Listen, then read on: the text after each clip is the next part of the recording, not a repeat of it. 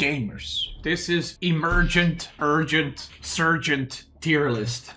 Now, I do wish to say, before we get started, no gold players were harmed in the making of this tier list, and this tier list will in no way affect your gameplay in Gold League, or Platinum, or Diamond, or even Conquer 1, 2, or 3. Otherwise, this tier list is, in my opinion, at the tippity top level, which civs are good, and you can use this tier list to link it to the people and say, look, my civ is weak, Beasty said it's weak. I am basing this tier list off of land maps only, so I will not be mentioning hybrid maps, I'm just mentioning land maps, like Dry Arabia, Gorge, and so on. What do we get started with? Let's knock some easy ones out. China, S tier. It's a crazy civ. Now, I played in a tournament recently, I played China and I lost, but that's because I'm shit, not because the civ is shit. I still think it's S tier. It's really good. Yeah, I mean, you still pro scout with China. It's very strong. The timings are very strong. You can mass so many units very, very quickly. And that's what kind of makes it really good still. And the taxes are still OP. Did they nerf them or not? I don't even remember. And in the tournament that we're currently playing, China is getting banned pretty much every single game. Next civilization we'll be talking about is going to be Abbasid. So Abbasid was last time D tier, but surprisingly, Abbasid is still D tier. So yeah, Abbasid just sucks. I'm gonna be honest, with the nerfing of pro scouts, I did mention Abbasid might go up and it might get better. I just don't think it is. Like, I think that the biggest issue, I would say, is not the 2 TC for Abbasid. It's actually the fact that their age up is so slow. I think that's the problem. Like, the age up is just so slow, and you can get hit by the timings really bad, especially with like the really fast civs, and the really fast civs are now the meta. I thought it's gonna be better with 2 TC, but I think almost nobody picked it in the tournament, unless it was like a hybrid map, like Frisian Marshes, I think it was played on, but other than that, not very good. Yeah, next civilization, let's do an easy one, OTD, D tier. Again, this civilization is not very good. It's similar to Abbasid, where I feel like the only way to play is 2 town centers. And if you get to castle and you didn't take damage, like, it's okay. If the enemy attacks you and puts pressure on you, I feel like you just run out of food really quickly. Like, if you're playing a civ and you're also doing 2 TC and OTD is doing 2 TC, I think that's pretty good for OTD, but if you're getting like all in by pro scouting civ or castle rush civ, I mean, you're probably smoked. Pro scouting got nerfed, which I mentioned that it's just going to be a nerf for OTD because pro scouts was all right on them, but next civilization we'll be talking about is going to be Japanese, another S tier civ. So Japanese is really good, and once again, it's one of the 2-3 civs that are permanently banned in the tournament, or almost permanently banned in the tournament. The reason Japanese is so strong, in my opinion, is, I mean, there's a couple of things, right? Yumi archers are really good. You know, mounted samurai are really good. Barracks opening is really good. But the thing that makes, to me at least, Japanese really strong is the fact that they just don't run out of food ever. With that landmark, Kura Storehouse, it only gives like 60 food per minute, or 60 wood per minute, or 70. I don't know what the exact number is. But the fact that it's just slowly giving you farms, I feel like is really good. Whenever you play games against Japanese, sometimes like 30 minutes in, they haven't even gathered all the food on their side of the map, and that's because they either slowly add farms or they get farms for free, so they just don't need as much food. Yeah, I think Japanese is really good, and it can be played in feudal, and it can also be played as a fast castle civ. And obviously with the pro scouting nerf, this helped them quite a lot. So next civilization we'll be talking about is going to be, let's do Delhi. I think Delhi is A tier. I don't think Delhi is S tier. I think it's really good, but comparing it to these civs and some of the other civs that we got going, I would say it's probably an A tier. It's played exactly the same way. The pro scouting actually helped Delhi in a way, because other civs are not really going for pro scouting as much, and Delhi gets it for free. It's like a cool thing for them, and the fact that the game is slowed down a bit, I think benefits Delhi, because they take a little bit to ramp up and, you know, get the free upgrades and all that. Next civilization, we'll be talking about, let's just knock another easy one, House of Lancaster. So they nerfed manors recently, or they changed them, but somehow the civ is unaffected, and some people even think it's better. They basically made it so the manors don't give you passive income, but if you put like 2-3 workers of gold, let's say on the left side of the map, and then you put like 25 workers on wood and food with a manor, you get like 200 resources per minute from that manor. So it's like, you know, it's pretty good. I feel like the start for House of Lancaster is a bit better, and then it kind of falls off a little bit because the 3 manors before, when they hit, they give a lot of income. But overall, I don't think this is as big of a nerf as maybe devs thought it was, because every time you move to like a new resource area where there's like gold and wood, let's say, or deer and berries, you just make another manor and you're just getting so much income. And on top of that, I have tried early farms with Lancaster, and I've seen other players try it as well. Not super early, but you go like sheep and then berries, maybe get a deer pack, and then slowly add farms around your first manor. And it's like, you're getting a good amount of income. So I think just the Lancaster nerfs didn't really nerf them too much, and they're still very, very good. Next civilization we will be talking about, let's knock another easy one, is Sengoku Daimyo. There's, I'm assuming, going to be a patch soon, hopefully, because there's some things in the game that are completely broken right now. And as we're talking about broken things, Sengoku Daimyo is absolutely ridiculous. The main reason it's ridiculous is because of the shinobi landmark. There's some other reasons too, like yatai, but the main reason is the shinobi. And there is absolutely no way that that gets untouched because it is completely broken. And you can just permanently spawn them. They do too much damage. They increase damage taken too much. They're just too good. I feel like if Shinobi were to get nerfed, I don't know to what extent, but if they were to get nerfed, maybe they would drop to A tier. But even with the Shinobi nerf, Yatai just give you so much income. Basically with Sengoku, in Dark Age, you can make 2 Yatai, let's say, and that means you're 3 workers ahead from Dark Age, which is really good. Like, even if Shinobi are not there, it's really, really good. I think maybe for the future, maybe Sengoku needs to get a limit for Yatai per age or something like that, because right now, the fact that you can just crank 2 Yatai in Dark Age against pretty much any civ, or sometimes even 3 Yatai, so you're 4.5 workers ahead from compared to your opponent, is really strong. But they have a lot of good things going for them. Even making Yatai slower or having less HP is good, because even when you open barracks, see, this is the problem. You know, when an opponent goes for a dock and you open barracks, you can kill the dock, right? You did damage. But when an opponent opens Yatai, even if they put them on the boar and you make spearmen, they just run it back. You can't kill it. So if you could kill Yatai, then there's a counterplay. But the fact that Yatai just moves away, yeah, you're denying some food now, but you also delayed your age up. And Yatai just went home safely. So yeah, that's something devs are going to need to think about long term, I think. The next civilization we'll be talking about is going to be Malian. Ooh, this is a hard one. I feel like Malian is maybe an S tier, maybe an A tier. I'm not really sure. Maybe it's an S minus, but Malian is also really, really good. I'll leave it here for now, but Malian is really, really strong. It's basically picked as almost like a neutral civ at the pro level gameplay. And what I mean by that is it doesn't really do terrible against any civ. It does pretty well against most of them. And even the bad matchups, you can still win. And then there's some matchups that are really, really good for you. So, yeah, I just feel Malian, obviously with the changes to pro scouting, Malian benefited because Malian didn't actually pro scout, even though they could.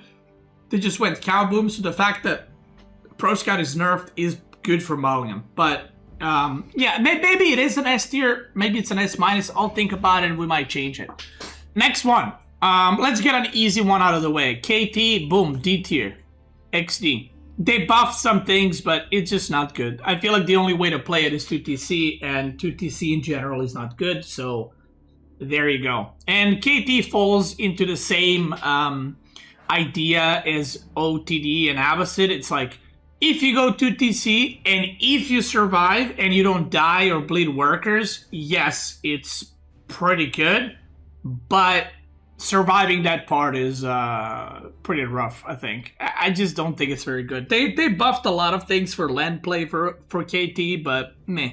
It also got nerfed on water. I'm not basing this off of water tier list, but it also got nerfed on water. So again, if you can survive to castle, not take damage, that's pretty good, you know. But yeah. Next civilization we'll be talking about is going to be, let's do JD. JD is not as bad as these bottom civs, but it's just not very good. Pro scouting getting nerfed obviously didn't help JD at all. I think these civilizations on top have a lot more advantages over civ like JD. Like, it has some decent matchups, but I think it's just too slow of a civ.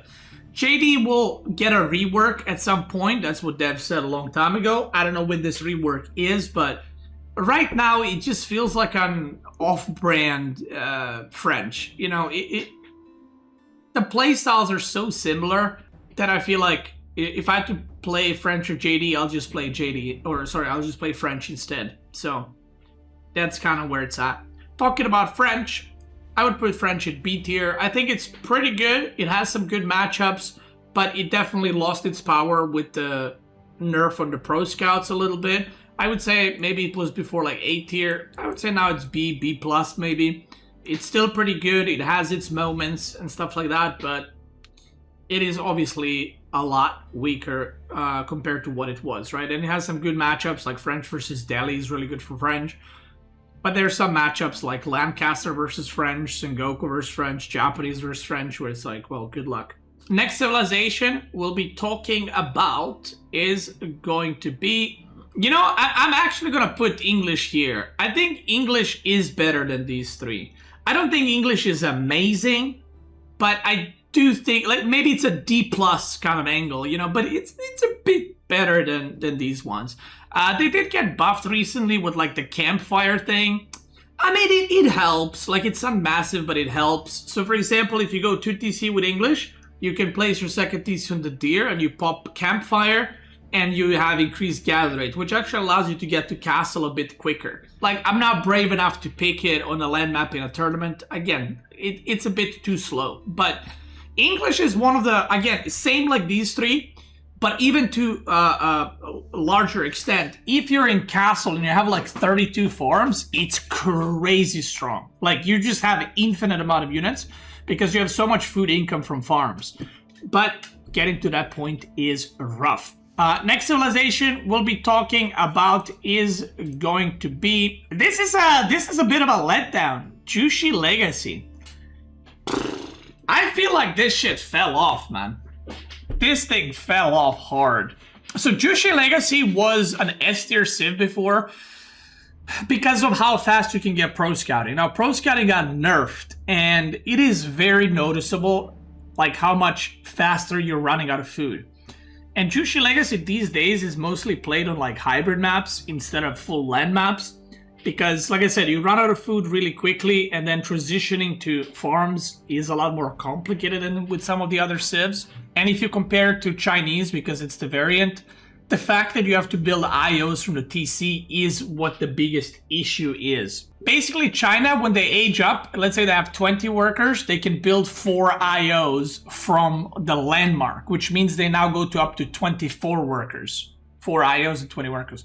Jushi Legacy, when they age up, right, they have 19 workers and let's say 1 IO from the start of the game. And if you want to build more IOs, then you're basically killing your villagers, right?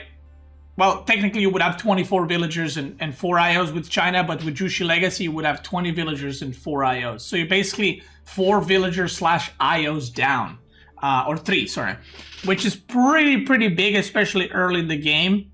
And you don't really want to skip it because it's good, but yeah. So I do think that Pro Scout did affect them quite a bit, and some of these other civs that either got buffed or they don't Pro Scout got a lot better. So comparatively to them, I think Jushi got a lot weaker. Next civilization, we'll be talking about, and again, this is purely on land maps. We're going to be putting Mongol right here. Mongol is played on hybrid maps in tournaments, and it has been for a very, very long time. So there's not much to say to that. I would probably play Mongol over English and JD on land maps, but it doesn't necessarily mean it's very good. There's not really any like new styles with Mongol. Like, yeah, if you get to Imperial, you know, and you get a lot of free units from Kagana Palace, that's really good. But similar to the other ones, you know, you can kind of notice the pattern.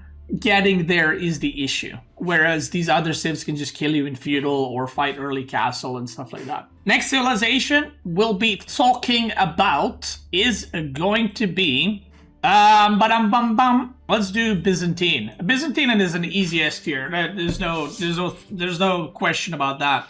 I think even before the DLC, I'm pretty sure I put Byzantine in S tier already. Maybe it was A tier or S tier, I'm not sure. Pro scouting gets nerfed, and the civ that doesn't go for pro scouting ever, I mean, of course it's going to be a lot better. And yeah, Byzantine is just insane. Like, once they set up, I feel like 10 farms, you're just kind of... The amount of units that are coming out is crazy. So, Byzantine, thumbs up. Now, Rus is an interesting one. I thought when the patch hit and the pro scouting got nerfed and the horse archers got nerfed, I was like, oh shit, yo, Rus is kind of dead. And everyone's kind of been saying Rus is dead, Rus is unplayable. I think Rus is more than fine. I think people still need to figure out exactly how to play it. Maybe it is a B tier. We'll see. We'll leave it A tier for now. I don't think it's as bad as people thought it would be. I still see people picking it. It's still played quite a bit. You do get a lot of passive gold still. It is nerfed, but you do get a lot. You get deer. Horse archers are still pretty good for taking the map control. They're not as good as they used to be, but they were probably pretty too good before that. So I'll put it in A tier. I think people are still figuring out how to play Rus. Maybe we'll drop it to B. We'll see. Yeah, maybe we'll do another. We'll do like a B+. How about that? B+. Yeah, that looks better. Next civilization we'll be talking about is going to be, to my surprise, I hate this civ and I love it at the same time. And that civilization is Ottoman. This civ is so insufferable to play against. Sipahi needs to go. Sipahi needs to go. I don't remember the last time I put Ottoman in S tier, but I think they're crazy good. I think they're crazy good. No way you're serious? Sipahi, Ottoman are getting first or second picked in a tournament. Like almost every series, they're getting picked immediately. And see, this is the thing. This is what makes them so strong in the tournament. They're played on hybrid maps and they're playing on land maps. I personally think Ottoman is like S tier. It's crazy. They don't got any buff. Yes, they did.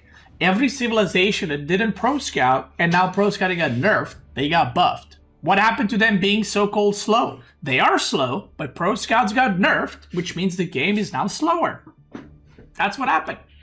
That's how the RTS games work. That's the same reason why Byzantine is even better than they used to be. That's why any slow civ like Malian or Delhi is a lot better than they used to be, because they have more time. But these civs are too slow. They don't have enough time. I think, like, basically, Ottoman feels like, right now, to me, if you fight against them in feudal, you lose.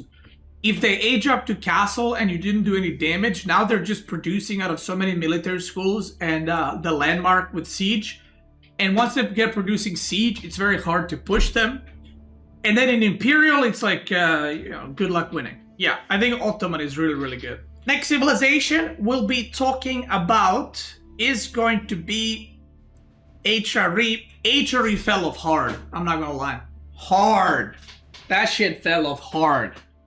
That thing jumped off a building. That's how hard it fell. Yeah, I am probably most surprised about HRE, by the way. The most surprised about HRE. Because the pro scouting got nerfed. And I thought, well, HRE is just going to go like early farms or something like that. I tried. It doesn't feel good. Like, it feels like you are just way worse. And also, Chapin did get, Akin Chapel did get nerfed as well. So they kind of got double nerf.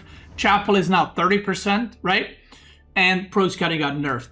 Yeah, I mean, you guys know I love HRE, right? That civ has been like S tier, A tier for like 3 years now. But I love HRE, but every time I play it and every time I play against it, it's just like, it just doesn't seem that's great. But I'm sure we'll still see it in tournaments, you know, because there are hybrid maps, and it's still okay on land, but there's just higher priorities or land maps. Next civilization we'll be talking about is going to be Macedonian Dynasty. That's a hard one. I don't really know where to put them. I'll put them in B tier. I've seen a lot of players rate them really low.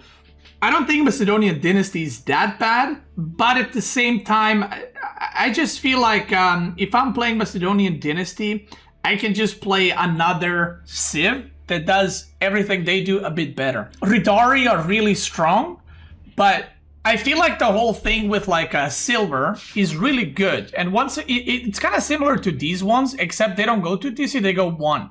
But in order for Macedonian Dynasty to get an advantage, basically use their advantage over the other civs, you need to be in that age for a while. And if you get like +2 range attack in feudal and you're fighting with archers, that's great. But if you're on +1 and then the opponent ages up, your advantage kind of disappears, if that makes sense. So I feel like their big advantage is silver, but it's also like a very macro, long-term type of thing. That takes a long time to kick in for you to get upgrades and all that. But yeah, we actually, in the tournament, I think, I don't know the exact numbers, but out of like 10 games, I think they were picked in like maybe 2 games or something, 2 series, sorry, something like that. So the players are not even picking them at all sometimes. A lot of players put them like D tier or C tier. I don't think they're that bad, but yeah. Next civilization we're going to be talking about is going to be Ayyubid. And Ayyubid, I'm going to have to put in B+. Maybe it's even an A tier civ. I think Ayyubid is really strong right now. Maybe I'll put it in A tier, we'll see. It's really, really strong. The fact that Pro Scouting is gone, again, helped Ayyubid quite a lot because they don't go for Pro Scouting. The game got slowed down a little bit, which gives them more time to age up to castle and get camel lancers. Dervishes are really strong. Their timing, once they get to castle, with like manjaniques, is one of the most insufferable things in the game because they don't need rams or trebuchets. They just kill you with manjaniques. So yeah, maybe it is an A tier. We'll put it B+ for now, and we'll see where it is. Now for the controversial opinion. Are you guys ready? I saved these last. C+. And that is including the bugs. Okay? I think Golden Horde is a bad civ. Okay? Now, I know that team gamers and FFA players are like, no way, Torgut's making 6 seconds. Yeah, if they get to Imperial, which is the biggest issue. I think that Kipchak right now, they're bugged, right? So the triple shot is doing like way too much damage. And in Imperial, Torguds are completely overpowered. But this is a one-on-one tier list. And I think Golden Horde in Feudal is pretty easy to punish. It's like slower version of Mongol, I feel like. In the actual tournament, if I remember correctly, I might be wrong, the only person that I've seen actually pick Golden Horde was Louis. I can't remember if there's anybody else. Louis, I know, plays them. I think he lost the games that he played. It was the only game you saw. Yeah, I think Louis only played them, and he lost. I saw it was against Vortex, and he lost. So I just think Golden Horde is too slow. And Golden Horde, by the way, if they get to Castle or, God forbid, Imperial, they're completely broken. The triple production thing is batshit insane broken. Karash are really good in Castle because they have more HP and armor. Torguds are completely broken. But again, it's like getting there is the issue.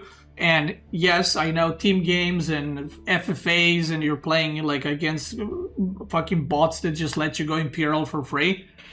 in 1-in-1s, it's not like that. At the top level, you just kind of die. Yeah, they might have strongest Imperial in the game, but getting there is a good luck angle. So I'm going to give them a C+, but yeah. And then last but not least, Tughlaq Dynasty.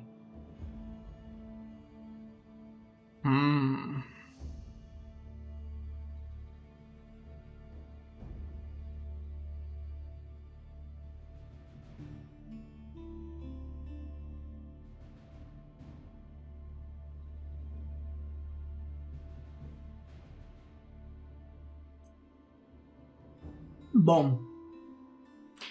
Tughlaq Dynasty is, maybe it's even a B tier, I'm not gonna lie. I think it's completely broken on hybrid maps. Like, on hybrid maps, it's an S tier for sure. On land maps, I would say, like, B+, maybe. I just don't think it's that good. It's good, but I don't think it's that good. It has one strategy. I feel like the 2 TC, the 4 Thrushes, the fast castles are all ass. Like, I've tried all the different builds. I've played against those as well. The only strategy that I've seen work is just making healer elephants with, like, you go spearmen, they go archers, or you go horsemen, they go spearmen, something like that. But the problem with that strategy is it takes so long for it to, like, kick in. And the elephants are very, very expensive that you become extremely immobile. Raider elephants probably need a buff, but I just don't think it's that great. The push itself, the healer elephant push itself is very strong. Like, if you get 5 healer elephants and you get like 20, 30 units, very, very strong. But that whole timing, it takes like 10 minutes to get going. At that point, the opponent can reach fast castle, or they can just mass units, they can harass you, and so on and so forth.